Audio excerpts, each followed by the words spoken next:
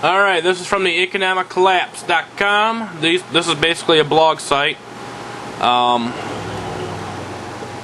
And you can go ahead and read this yourself after I get done reading it for you. And we got a couple of videos here from this I want to show you. But anyways, economic recovery. Alright, here we go. If this is supposed to be an economic recovery, it sure is pathetic. In fact, as you will read below, the numbers tell us that this is the worst economic recovery that the American economy has ever seen. If what we had experienced was a normal recession and a normal recovery, then jobs, economic growth, and home values would have come roaring back by now. But they haven't.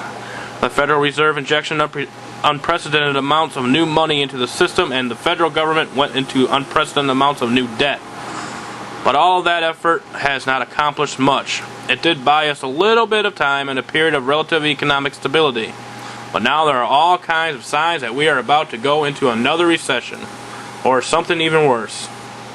I'll say something even worse. Sorry, this is the way I see it. So is it really honest for Ben Bernanke and Barack Obama to be using the term economic recovery to describe what is happening? For them it is. It's all money in their pockets, they don't care.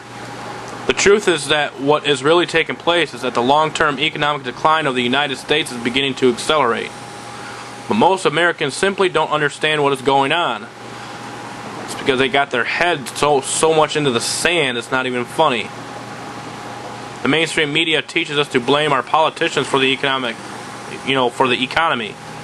One recent survey found that 44% of the American people believe that the U.S. economy is worse than when Obama was inaugurated.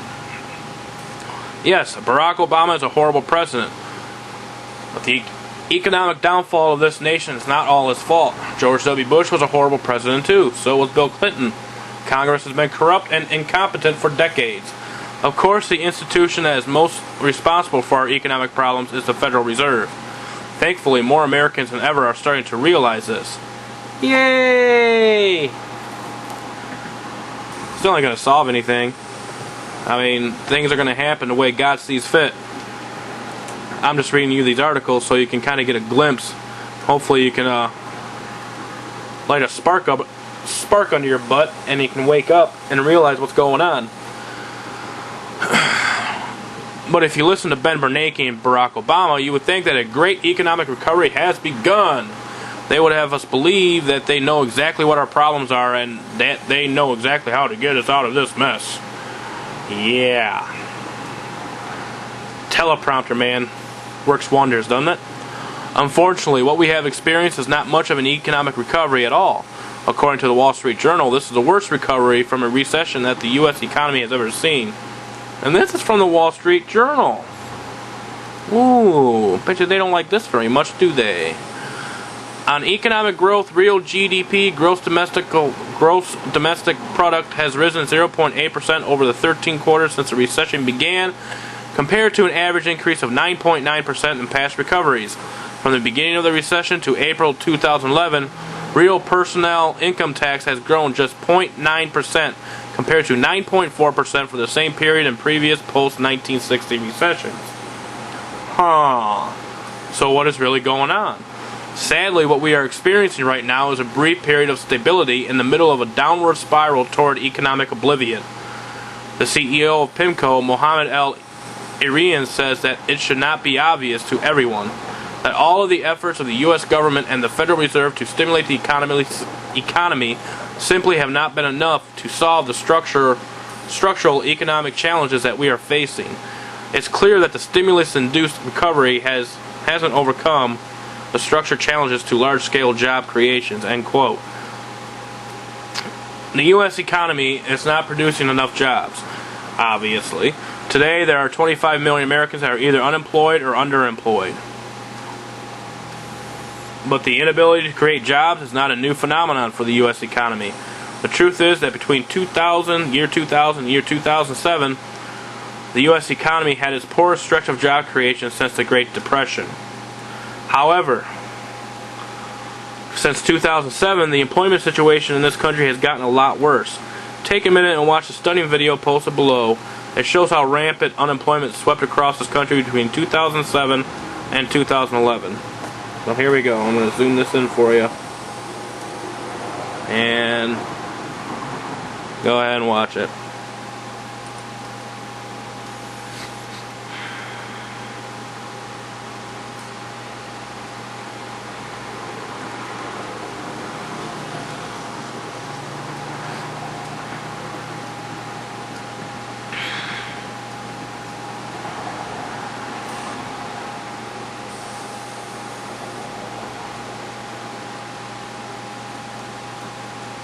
Getting darker.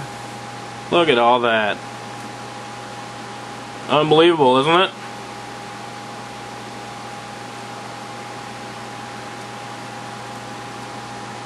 We're not even in 2011 yet, guys. And this is unreal. 9.5%. Oh, and guess what? It's getting worse. How can I remain so sarcastic in these times? I don't know. No, I'm not wigging out on you guys. This is just expected. When you read Bible prophecy and stuff like that, you can see this coming a mile away. Our politician promised us that globalization would be great for the U.S. economy. Well, it was great for the big corporations to be able to pay slave labor wages to workers on the other side of the globe, but things have not worked out so well for workers in this country. Globalization would be great. Yeah, okay, globalization, New World Order, Mark of the Beast, yep, you know, that's a great thing. You want to get that. Don't listen to that. I'm not saying do that. No. Don't do that. It's bad. Again, I was being sarcastic. Well, it was great for the big corporations to be able to pay slave labor wages to workers on the other side of the globe. But things have not worked out so well for workers in this country. Millions of our jobs have been lost. Millions more jobs are being lost. Yet our politicians do nothing to stop the bleeding.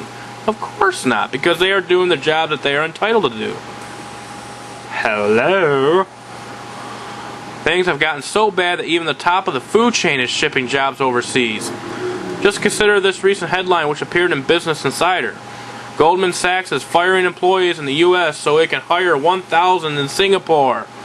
If even jobs at Goldman Sachs are being sent out of the country, are any of our jobs safe?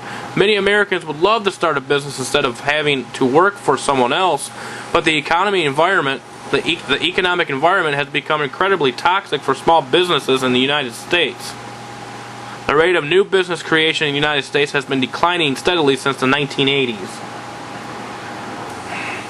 Our politicians are literally choking the entrepreneurial spirit to death in this country. Today, more Americans than ever are dependent on the government.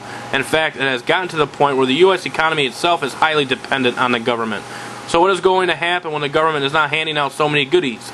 The era of rampant spending in Washington, D.C. seems to be coming to an end, at least for now. The U.S. national debt has become so outrageous that many members of Congress are finally determined to start making some cuts. While it is true that cutting government spending is long overdue, most Americans don't realize that cutting government spending will also mean that the economic sugar high that we have been experiencing will start to wear off. If we try to live within our means, that is going to cause a lot of economic pain. And the American people are not too good about making sacrifices these days. No, they are not. Look, whoever is elected in 2012 is going to be in for a rough ride. Some very difficult economic times are ahead, and whoever is elected in 2012 is going to get blamed. By 2016, the president is probably going to be the most hated person in America. But the truth is that these economic problems have been building for decades. We didn't get here by accident, and our economic problems are not going to be solved overnight. In fact, many financial analysts are warning that they are about to get a lot worse. For example, David Rosenberg of Gluskin Sheff says that there is a 99% chance that the U.S. will fall into another recession by the end of 2012. And I will continue this in part 4, or in the 4th video. Stay tuned.